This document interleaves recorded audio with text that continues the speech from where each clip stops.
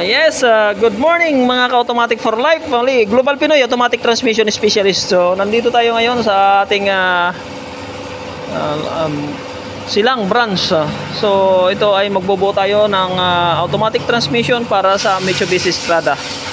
So, dito meron tayong papakita mga iba-ibang mga rebuilding kit. Kaya nito, ito blanco.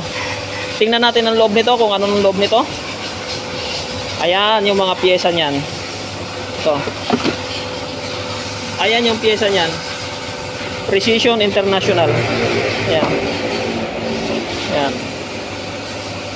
Made in USA. Ayan. Made in USA. Ayan. Made in USA po yan, ha. Yan po ay precision.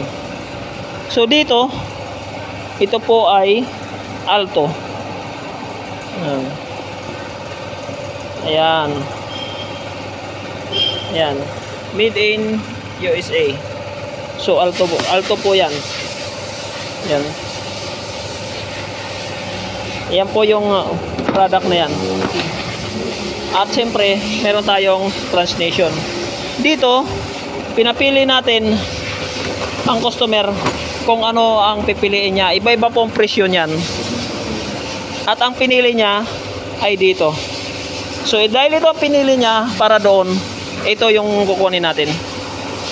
So ito, ayan, dali natin dito.